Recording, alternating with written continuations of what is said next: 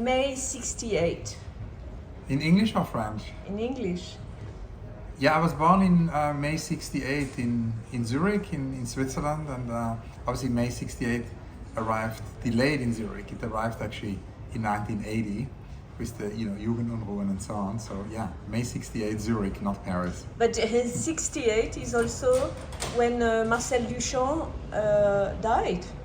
Exactly, it's the year when Marcel Duchamp died, and I basically was born in Zurich, but then I grew up in very near the Lake of Constance, which is in Weinfeld, and I went to school in Kotzingen, and that's basically a corner of three countries, because it's the lake where Austria, Germany and Switzerland kind of meet. And so we would go every day during lunchtime at school, to Germany. One could swim, the lake and go to Austria. So this whole idea of crossing boundaries, crossing frontiers, I think became very, I became very used to that quite early on through that. Yes, very international already. The accident. Yeah, when I was 6-7 years old, I had a car accident. It was a near-death experience, and I think it really changed everything, because in a way it sort of triggered this feeling that every day could be the last day, and there was always, I think, a sense of urgency, but also the idea that what it really triggered in me, I think, is also the idea that we have to sort of get things done. No, there is no time to lose. So in a way. Yeah, but you were only 6. Yeah, but it sort of, it implemented that. It took some time for it to then, obviously initially I don't think I was conscious about it, but I do think that, it later on. But do you think that 6 was the end of your childhood, or you were still a little boy? No, I don't think it was necessarily the end of childhood, but I think it clearly changed something, very profound. And it's also interesting that then, a few years later, this sort of interest in art started, and I think in a way. But were you a kid, really? Were you playing, or you were already thinking for something else?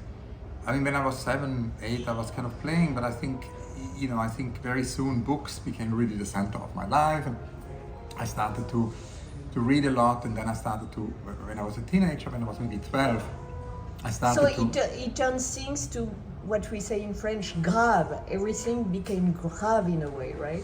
Yeah, and also, but it sort of started to trigger, a sort of a curiosity for knowledge, because there, I was like, when I was like 7 or 8, there was a couple of years also I couldn't do sports, and so then, obviously books became more important, I think, in a way. And like Marcel Proust, for example. In a way, I started to live, with books, and then at a certain moment I started to discover art, and that really began through postcards. I started to find postcards a little bit everywhere in Switzerland, and started to kind of do a type of musée imaginaire in my room with these postcards. When I was maybe 12, 13, and yeah. Loneliness. Yeah, actually, that's kind of interesting, because when growing up in Switzerland, basically growing up in Switzerland as a, during my childhood, also as a single child, I always felt a great urge to connect, so I think from the very beginning, the idea of not only connecting to people and making encounters, but also actually connecting people with each other, bringing people together, making junctions was always there. And I think it grew probably out, also. But you were different. Yeah, I think it had to do with the fact that, I felt somehow a little bit lonely in this small town, and, not many people had the same interests I had, and so then I started to just bring up people and start. But you were not suffering of loneliness? No, I very early on started to really reach out and meet people. It sort of created an urge, to connect, I would say. And also, of course, then, Switzerland doesn't have a big city, so I then, got this grant of the Fondation Cartier when I was still a student, and I came to Paris and started to meet more people. Your mom? Yeah, my mother was always very interested in art, but I always thought that she was sort of, to make art was maybe her unrealized project, and she always really wanted to see all the books, so I sent her many books. I mean, you were just saying before that you ring your mother every day, and I, in a way, did a similar thing, but maybe less via the telephone. I would always send postcards, a bit like Serge Danet, because I saw that Serge Danet when he started to travel a lot, he would always send his parents postcards, many postcards, and I did that. But I also sent my parents a lot of books, art catalogs. I started to send them all the books, all the text I would write, the catalogs I would contribute, but also. And what was their reaction? Yeah, my father didn't really read it, but my mother started to read everything, and so something really interesting happened because she somehow started to read everything, and of course she did this over many years because I would say it began sort of in the mid 80s when I was a teenager, and she passed away 2 years ago. So, you know, for probably like 35 years she got many books from me, and something really mysterious happened because towards the end of her life, I would say the sort of last 4 or 5 years of her life, she all of a sudden started to make art. She started to make these art objects and small installations in the apartment, and they were somehow almost invisible because she was somehow hiding them in cupboards. You know, they were like under the bed, they were in cupboards, they were in the fridge, on the fridge. You know, they were like, you could easily miss them. But then when I visited, you know, and I spent time, I then started to discover all these art installations, and we saved them, and it was really very fascinating. Yeah. And you could do a show once? Maybe one day, maybe a book. Wow, but when you were 6 or 7 and you were so different, was she very supportive? What was she saying? Yeah, I mean, my father worked, you know, worked in a company as a controller. It was kind of in finance as an accountant, and my mother was a school teacher, and she I think she was somehow inspired a little bit by Ivan Illich, no, and by this sort of whole idea of a very non-authoritarian, you know, education, and she really just wanted me to find what I would be interested in, you know. So she was always, it wasn't her thing, you know. It wasn't, my parents weren't initially into art, you know. Later she got really into it, but they weren't into art. But she sort of was very supportive and just wanted to support whatever I'm interested in. Yeah. Emma Kunz. Yeah, Emma Kunz, I mean, it's interesting. I think we always, and it's something, you know, curatorially, I always think is we should never forget is that we can sort of go with exhibitions and with art to the people, right? That we sort of don't only show art behind doors, you know, but that we actually go with art into society. And a lot of my exhibitions have always tried to do that, you know, if it's Do It, or, you know, more also recently maybe with the revisiting of Take Me, I'm Yours, which is really exhibitions about dissemination, you know, and bringing art kind of into people's life. And I think that comes again from my childhood, because when I grew up in Switzerland, there were a couple of moments, you know, growing up in a household where art really didn't play a role. The question was always, how did art come to me? How did I come to art?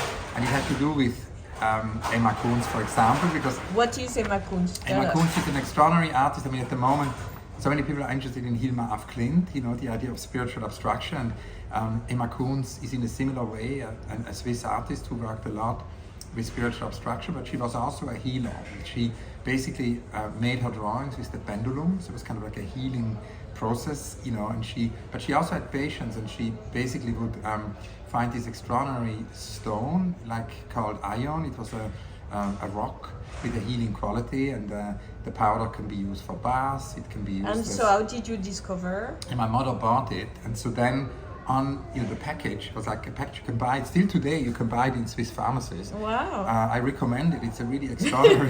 No, it's exciting because one can also give it to the plants. You know, it has this in an almost sort of Hildegard von Bingen way. You know, it has this. Amazing virtue. Yeah, exactly. And on the package there was a little drawing. So the package is like this, and there was a tiny little drawing of one of her pendulum drawings. And we, you know, a couple of years ago we did an exhibition at the Serpentine of all the works of Emma Kunz, and we had Christodoulos Panayiotou. We invited Christodoulos to actually do the chairs, the furniture, out of the iron stone, so people could actually sit on that healing, you know, stone. And so I would say that drawing, you know, intrigued me, and I wanted to find out more. And then a little bit later, maybe when I was 16, 17, it was not the digital age. I think that's also important, you know, to remember that there wasn't the internet. It was Tim Berners-Lee invented the World Wide Web in 1989, and we only all started to really use it in the 90s. And so in the 80s there was the fax, but no internet. And so the timetable for the trains would arrive as a physical object. There would be this, it's probably the same in Yes. France. There's a big book which arrived every year with all the Swiss trains, and the Swiss Railway basically commissioned a contemporary artist every year to do the cover. And the Swiss artist Claude Sando, he would do this cover, and I was extremely fascinated, and told my parents that there was a show. I found out that there was a show in a nearby town. What's the name of the artist? Claude Sando, Okay. Sandoz. He's Okay. an artist from Lucerne. He became my first studio visit because I then went to see the exhibition and wanted to know more about the artist, and rang him up, and that became just before Fischli Weiss. Fischli Weiss was, of course, the studio visit which then completely So, but we changed will my speak life. about them Yeah. just a bit later. In your encounters, there was also Ivan Wiers, Yeah, a also- young one. Yeah, we also went to, as a kid, as a basically adolescent, I went often to St. Gallen, and in St. Gallen there was this gallery called Erkan. It was a gallery where Chilida exhibited, and Tapies, and Günter Uecker, Asker Jorn. And you were like 16? And so it was a very, for a small town, it was an impressive, very international gallery. And I was, maybe 15, 16, and went to see shows there very regularly and bought books. And basically, the person who worked there on a day-to-day basis, is very strange. There's this other teenager who is even 2 years younger than you, so 13 or 14, who also comes every month and buys books, and we should organize something that these two teenagers meet. And, and that's kind of how Ivan and I met. And it's interesting because today he's one of the preeminent dealer of the world. Yeah, it's interesting in Switzerland. I mean, there were many, also, basically, there were not only people of my own generation I met, but there were also, of course, mentors. There was, it was an amazing, it's an amazingly dense art world, and there was, But how was Ivan in that time? Do you remember? No, we just, we were teenagers, and we were we were discussing what we had seen. Switzerland has a very dense kind of exhibition activity, because in almost every town you have a Kunsthalle and a museum. So there are literally dozens of exhibition spaces to show contemporary art. And, But it's strange that these two teenagers became so preeminent. Yeah, I mean, it was a very early encounter. Yeah, but it would not have happened if this, again, this person in this garage just had the idea that we should meet, and brought us together. It was in a way about junction making. And other Swiss artists, Fischli and Weiss. Yeah, then when I was They were 17, important, right? Yeah, that for was you? a life-changing experience in a way. Because when I was 17, I went to the studio of Peter Fischli and David Weiss, and it was one of the days when they were making this extraordinary film, Der Lauf der Dinge, the way things go. And it's basically a chain reaction where it's with sugar. Exactly, with the objects trigger. It's basically like the equilibriums, because they did these amazing photographs of equilibriums, and the equilibriums, as they said, am schönsten ist das Gleichgewicht kurz bevor es zusammenbricht. The equilibrium is most beautiful at the very moment when it's just about to collapse. And so basically these equilibrium constructions collapse and they trigger the next. So, and in a way, for me as a teenager to see this extraordinary, I mean, Pio Corradi was filming it, and to see this extraordinary studio of Peter Fischli and David Weiss and see this process, that's the day I really realized that's what I wanted to do in my life. I wanted to work with artists, and I wanted to find a way to be useful. And they were very welcoming, right? Yeah, they spent the day with me, and this is crazy. And they said also, they were incredibly generous and welcoming, and they also wanted to know what I had seen, and then started to say what I should go and see, and they wanted me to report back, and we had all these conversations. So for me it became, and of course I made my permis de conduire, my driver's license, when I was 18, and I had then a phone call once from Peter and David, and they said, we have to basically bring a dummy, like a maquette, how do you call this in English? A maquette, like a model, of the snowman. Their famous snowman. We have to bring this to Saarbrücken because it was the first time the snowman was realized. Now it's at the Fondation Belgian, but it was the first time realized in Saarbrücken in a sort of a power plant as a public artwork with Caspar Koenig. And they said, could you drive the model, the maquette of the snowman? It was made in polyurethane to Saarbrücken because it has to be there tomorrow morning and we cannot go. So I borrowed the car from my father. It was an old Volvo. And I drove to the studio of Peter and David, and they put the snowman on the seat next to me, and they attached it with a safety belt, and I would drive through the night, and I would arrive in Saarbrücken. And you were a new driver. And I had just made my permis de conduire, my driver's license, and I would arrive, at this power plant, and Kaspar Koenig would wait there because they just had the meeting, this very important meeting where they got, I think it was a jury meeting, and that's how I then met Kaspar Koenig, and that opened up, so in a way, one can maybe say that this chain reaction in the film Officially Wise, the visit I had with them almost like triggered a similar chain reaction in my life, which just never stopped again. Wow. And in fact, the biggest realized project from you is the unrealized project. So it began very early, right? Yeah, exactly. So then after Officially Wise, I started to take night trains, and I went on night trains, all over Europe because it was very cheap. I didn't have money to buy tickets, and you could just with an Interrail ticket, you could for a month. And I also didn't have to take hotels because I could basically sleep on the night train, and then I would be in the next city and could make studio visits. And so, in a way, because I was so young, artists gave me tasks. It was like, for example, Rosemary Trockel. I went to Cologne. She said that she feels it's great that I would visit young artists like her, but that it would be really important to also think about forgotten pioneers. And she said particularly women artists, she said Louise Bourgeois. That's how it began? Yeah, because Louise Bourgeois at that time started to be well known, but Rosemary Trockel said there are so many more extraordinary women artists who need, more visibility.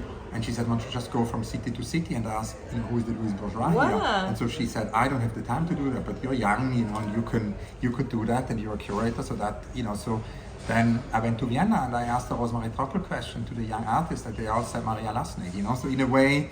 But what about the unrealized project? And then out of the same sort of idea that artists would give me tasks, I would go and see Boetti. That was another idea of Officially Wise. They connected me to the late Alighiero Boetti, and I went to Rome, and again he spent the day with me and took me to the studio. He took me to his friend Mario Schifano's studio. He also took me to Mariangela, the astrologer. She was the astrologer of Fellini, one of the greatest astrologers ever, and he made this introduction. So it was an incredible day, and at the end of the day, Boetti said, I really don't want you to do what so many people do, that you basically put art in a box. It shouldn't be like art. We should think about what artists want to do. We should think about what are the unrealized projects of artists. We shouldn't just think about, because he says it's so repetitive. He said I'm always invited to do gallery shows, museum shows, biennales, but I have all these other projects I would like to do, and nobody is basically nobody is even asking me about them. So he said, I give you an advice. You should always ask the artists to talk about their unrealized projects. So around what year was it? That was also 85, 86, because things then went very fast. After having visited Officially Wise in 85, I bought the Interrail ticket, and in 85, 86, 87, I traveled all summer and made these studio visits. And Boltanski advised you to create exhibition with new rules? Yeah, then I came to Paris, and that was a school trip actually, again, with the lycée, with the high school, I would say, and it was again sort of mid-80s, and I decided to ring up Annette Messager and Christian Boltanski, and we spent the day together, an afternoon, and visited both of their studios, and that led to many, of course, exhibitions also quite at the beginning. And I think the kitchen show was probably was the first one, because Boltanski told me that Harald Seemann had made an exhibition after Documenta on his grandfather in Bern, in an apartment, and he said, you don't have to wait until somebody offers you or proposes you a museum. You don't have to wait until somebody proposes you to do a big show. You can just do it. And that sort of DIY approach, and also he also told me that exhibitions, should have rules of the game and should come up with new rules of the game, which is of course something we then did with Do It, where the artists write an instruction. And we talked about with Christian and also with Annette about unexpected places also, that like exhibitions can happen where we expected, least. And that of course led then also to after the hotel exhibition, to the Hotel Carlton Palace, where in a small hotel called the Carlton Palace. I mean, some of the letters had fallen off the facade. It was a very modest hotel in Saint-Jean-Montparnasse. I invited then 70 artists to exhibit in the hotel room. And the hotel was very surprised that I had so many visitors, but they didn't give it any further thought. And then just once the room was really filled with these different artworks, we opened it to the public. And of course, it was very different from St. Gallen in Switzerland. You know, the kitchen show had only 29 visitors over 3 months. And a new adventure. Yeah, it was a new adventure. And Gerhard Richter was very early in your life. Yes, exactly. Then more or less at the same time, also around 86, there was actually a show of Gerhard Richter in Bern, a retrospective in Switzerland, and I went to the opening and I told him that I would, love to visit the studio, that I'm traveling, to and he was the open? studios, and he invited me to Cologne, and that led also to an exhibition in an unexpected place, because I asked Richter, of course, about unrealized projects, but I also asked him where he goes on holidays, and he told me that he very often goes to Sils Maria, which is the magical place in the Swiss mountains. It's kind of where the Mediterranean and Scandinavia meet, because very north and very south at the same time. And you have this amazing light coming from the south, and yet it's glaciers and it's mountains. It's almost 2,000 meters altitude, and then surrounded by these amazing mountains. And Richter said he's very inspired by that. And he took a lot of photographs. He made paintings. He goes there very regularly. And so I said, next time he goes, I could visit him, next time he goes, I could visit him, and so we met in the Engadine, and we visited together the Nietzsche house, where Nietzsche wrote Zarathustra, which is a very beautiful house museum, and this became in a way my first house museum exhibition, something I've done often afterwards. But normally, when we think about Gerhard Richter, it sounds like an untouchable artist, and you could make it, and you were very early on, very young, so he's open. Yes, I think very open, and also of course, I realized that he had all these overpainted photographs, because when he would basically put color on photographs, and these works had never really been exhibited outside the Atlas, and that. So we also came up with a new idea of an exhibition he had never done, and we showed these photographs in the Nietzsche house, kind of the overpainted mountains, And I mean, of course, the question was also, I think your question leads also maybe to the point why the artists, spend time with me. And I think in a way, I also think it was kind of, a very different moment in terms of, there weren't like many books at the time, there wasn't the internet, there was much less information. So for me, for example, the Parquet office, I mean, great mentors were B.J. Kuriger and Jacqueline Burkhardt. They've always been so supportive of the young generation. And when I began, I could visit their office, I could study all their books. This is a Swiss mafia. It was really very generous what Parquet did, because in a way they also asked me to write for them. I had never written. It's my very first text, and so in a way, and that's, in a way, the office for me was a magical place of B.J. and Jacqueline, because there were catalogs from all over the world, were piled on the tables. But I think, to come back to your point, I was just wondering, in a way, maybe what I did is almost like an analog internet. It was sort of like I put things, I made connections, but I also, of course, I grew up in the eastern part of Switzerland, and the only museum my parents ever took me to, because they didn't go to art museums, they took me to a monastery library. And in a way, I studied a lot these medieval books from the 10th, 11th century, which in the manuscripts, which in the Abbey of St. Gallen, in the monastery of St. Gallen, they have an amazing collection. And as a child, this was not only time traveling, but I was also very, very fascinated by this idea that one would be, people would be in a monastery and in a way have all the knowledge, and then they would migrate to another monastery. And so I was kind of interested in this idea with cities, that we, in a way, cities are knowledge, and I could gather all the knowledge and then bring the knowledge to the next city, And so I think because it was before the internet, it was before, I was obviously also, in a way, telling about what I had seen in other cities, It was about accumulating data, in a way? Yeah, or maybe not so much data, but more experience in a way. It was, which is data too. Which is data too. So it was kind of both, maybe. It was data and experience. Yeah. And one notice that you never say negative things about artists. No, I think for me it's always been about talking about art and about exhibitions, about Yes, works. but when you don't like something or when you think it's not pertinent, how do you deal with that?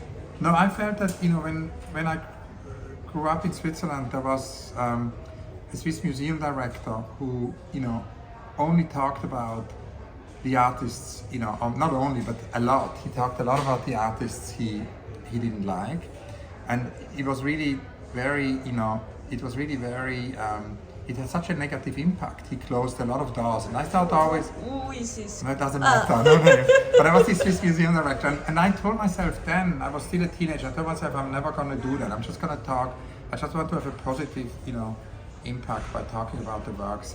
You know. And what do you do with the negative feelings? How do you deal with them?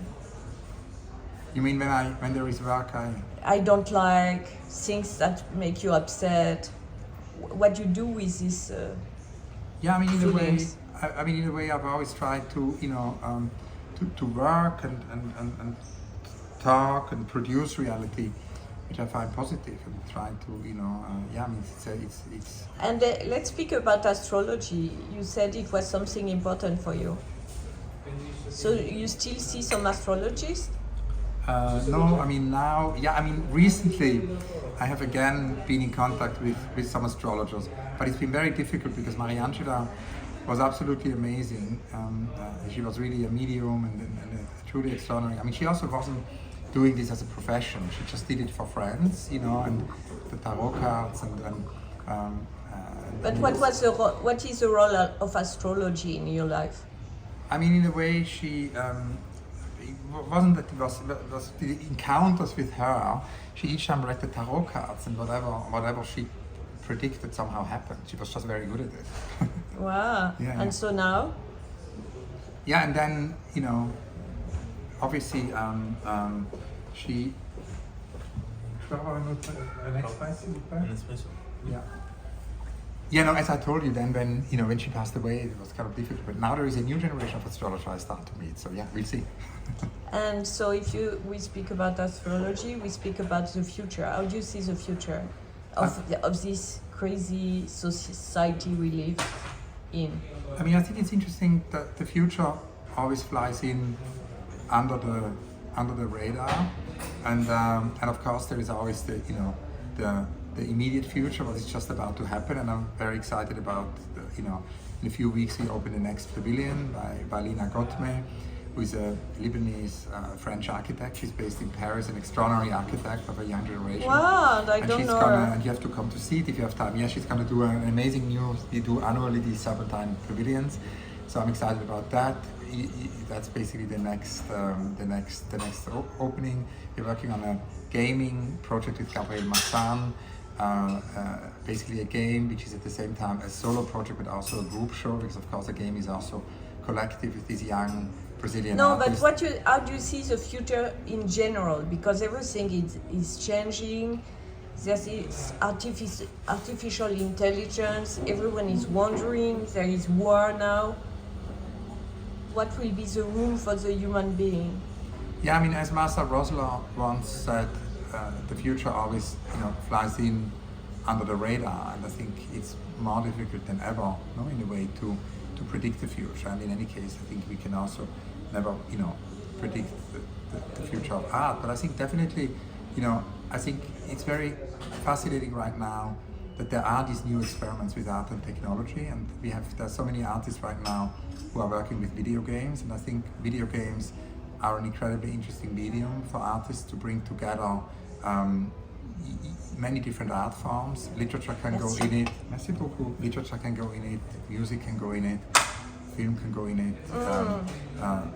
Of course, animation. All these things can go into video games. So I clearly think right now when I make studio visits, this is also why we do this show, World Building, which is gonna start in Metz, at the Centre Georges Pompidou. And then in London we produce in June? Yeah, it's in June in Metz, and then that's basically a sort of an overview of a new generation of artists who works with video games, and then we're working on this concrete game at the Serpentine with Gabriel Massan. So I would say that's one thing which I think is going to become much Big. much more important in the years to come. From what I see, it's a pattern right now on all continents. I mean, we saw it's something which is not only in Europe. It's, for example, very strong in Asia, very strong in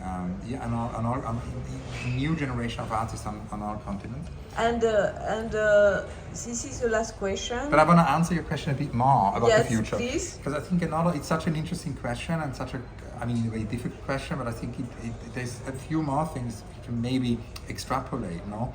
I mean, the future does fly in under the radar, but we can obviously from the extreme present, try to extrapolate. And I think another pattern I feel very strongly right now when I visit studios and when I see artists is that there is a kind of a desire to again connect to maybe what one would call in French, what Fernand Braudel referred to as a longue durée, a longer duration, and to actually go beyond event culture, because in a way, event culture is not sustainable in that sense, and it's given also the environmental crisis, and it's not sustainable. So I think artists more and more start to think about maybe more sustainable formats, and that's super interesting. I mean, for example, Precious Okoyomon would sort of say that the interest is more maybe in gardens than in exhibitions. So the exhibition becomes a garden. Of course, a garden has another, in a way, slowness or another temporality, Yes. And it's about feeling time too. Exactly. And then again, if you look at Alexandra Daisy Ginsburg, is an AI-empowered garden for pollinators. So it's not a garden for humans, but it's a garden for pollinators where actually we can also experience it, but it's made for the pollinators. So these are, two examples of artists working with gardens. And at the same time, there is also this interest in farms, And of course, the Italian artist Gianfranco Baruchello has anticipated that in the 60s already, 60s, 70s, when he started with this Società Agricola, he sort of started to do an agricultural society, an agricultural association, and started to kind of connect art and farming. And I don't think it's a coincidence that at the moment so many artists have an interest also in this format, of the farm. For example, we're working in London at the Serpentine with Inca Shonibare on a project, and Inca has just opened a residency and also a farm in Nigeria. Nigeria. It's the residencies in Lagos, but there is a farm 2-3 hours outside Lagos. I also just basically also heard that Ottobon Mekanga, she mentioned that to me, is also thinking about that idea, of an artist farm. So I think this idea and I think of course it will also be the role, I think, of institutions to take that into account. What does it mean if all of a sudden, and that means also that exhibitions maybe have to be longer, things have to be longer. It's no longer about, so longer duration, new formats, maybe gardens, maybe farms. And the last question, because you have written this book in French, it's the first time you speak about your intimacy. So my last question is about love. What is the room for love in your life? Yeah, I mean, love is so essential, and I mean, who said it most beautifully is, of course, our friend Ete Latnan, when she said that the world needs togetherness, not separation, love, not suspicion, a common future, not isolation. And I think that can almost be like a mantra or a motto for our time.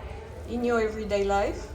Yeah, in the everyday life, also in the practice, in the work, in everything, in a way. I always have this sentence with me. It accompanies me wherever I go. Merci, monsieur. Well, thank you for your great questions.